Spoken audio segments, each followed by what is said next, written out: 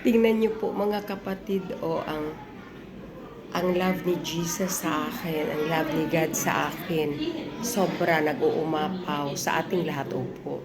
Sa akin, nandito, wow, ngayon na ako naka-experience ng ganito dito. Opo.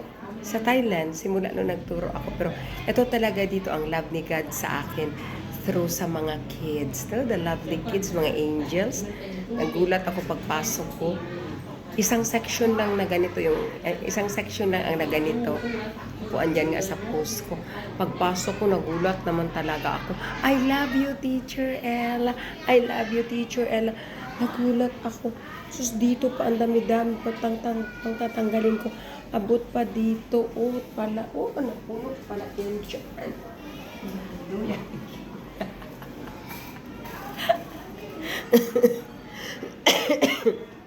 Thank you, Lord. Grabe ang pagmamahal ni Father God. Amang tama sa sinuot ko na damit sa mga bata, nakakatuwa. Yan ang love ni Father God sa akin through the kids. Salamat, Lord. Sobra ang saya-saya. They made my day. Grabe ang daming heart. Ilang heart siya. Ayun sila. Kasi paulit-ulit hindi na sila mag-alis. Ako na lang ang sabi ko, please, stop. Kaya pagtatanggalin ko na ito isa-isa, naku. Hindi ko na muna tanggalin kasi nagpaalam ako sa director. I'm gonna go to the mall and have a dinner date with Papa God. Opo. Salamat, Lord, sa ikaw po yung my Valentine's, Lord. Makaiyak ako nito, Papa God. Ikaw po ang Valentino ko, Papa God, forever. Ikaw po, Father God, promise po with your grace. Ikaw yung Valentino ko forever. At my Valentina, Mama Mary. Opo, kasi Papa God, sa iyo lang po ako naging totoong masaya. Lahat binigay mo po sa akin ng bata. Ang estudyante, binigay mo po sa akin lahat, Father God. Po, na sinabi ni Father God, delight in the Lord and He will give you the desires of your heart. Wala na akong mahiling pa kay Father God. Yung sabi na fullness of life, talagang sobrang binigay ni Father God sa akin. Sobrang nai-experience ko sa buhay ko. Hindi mababayaran ng milyones. Yung panatag ka, masaya ka. Di ba po? Punong-puno ng pag-asa because andyan yung Ama natin sa langit, si Papa God ko na sobrang minahal ako na kailanman hindi ako pababayaan. My good provider. My good provider. Kailanman hanggang huling hininga ko. Very, very sure ako hindi ako pababayaan ng Papa God ko. Kaya nga, eto na po ako ngayon. Nag-i-enjoy ako sa fullness of life, sa holy presence ni Father God sa buhay ko. Yung panatag ka, di ba po? Panatag, may peace of mind. Kasi grace of God, nakapagbigay na po ako ng patawad. Salamat sa grasya ng Diyos.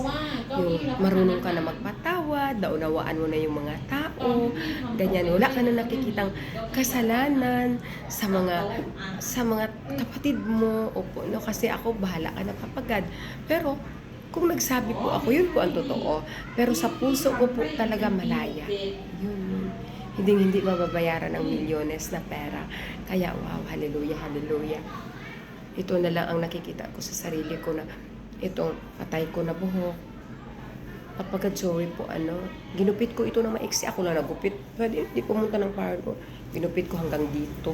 Basta mapusod-pusod ko lang kasi ayaw ko na. Kaibahawakan. Kaya pasintabi po sa mga nagakulay-kulay dyan. Kayo, enjoy kayo. Pero ako ay hindi na po talaga. Hindi na. Ewan ko lang kung puputi na talaga ang buhok ko, Lord. Turuan mo ako kung magkulay pa ba ako. Hindi na. Kasi maganda na yun, di ba? Yun na yung blonde hair. Totoong blonde hair. No need na magpakulay-kulay ng blonde. Thank you, Father God. Hallelujah. Hallelujah. Happy Hearts Day po sa lahat. Happy life, Father God loves us. Opo, yung sa mga hindi pa nakakita ng Valentina nila, kay Papa God po, si Papa God ang unahin natin, ang hanapin natin. Kasi doon, si Papa God lang ang makapagbigay sa atin ng totoong kaligayahan, totoong saya ng buhay, totoong lahat ng kabutihan. Hindi yan maibigay ng partner natin ang salvation. Hindi yan maibigay. Kaya nga, talagang kanina kinausap ko ni Father God. Wow, hallelujah, hallelujah. Sobrang napaiyak ako sa sobrang thank you ko. Siguraduhin po natin kung ang partner ba natin, ayon ba yan sa kalooban ng Diyos o yan ang nagmagdala sa atin para mapalayo tayo sa Diyos, sa banal na presensya ng Diyos, at yan pa ang dahilan na mapunta tayo ng impyerno, mapunta ang kaluluwa natin. Yun ang pinakamasakit, ang mawala ang soul ng tao, ang mapunta ng impyerno at tumigil ng matagal sa purgatory. Hallelujah. Salamat, Father God, sa gift. Sa gift of love. Yan, ang daming heart. Alis na ako, nagpaaram ako sa director ko. Ito po. Grabe, ang dami. Dami. So, sa mga love ni Father God, sa mga bata, sa akin, pero sa mga kids na mga lovely na. God bless us all. Happy life, Father God loves us. Anak, kahapon pa tumawag ang anak ko. Naka-off na ang cellphone ko. 4 p.m. pa lang dito. Yan na yung ko, bagong rules ko sa buhay ko. Bagong rule ko sa buhay ko. Isa sa rules ko sa buhay. Isa sa rule ko sa buhay ko.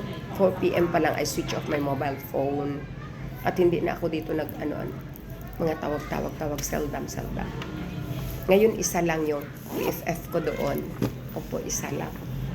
Saglit lang din. Tapos, hindi na ako tingin para healthy ang eyes. Wala.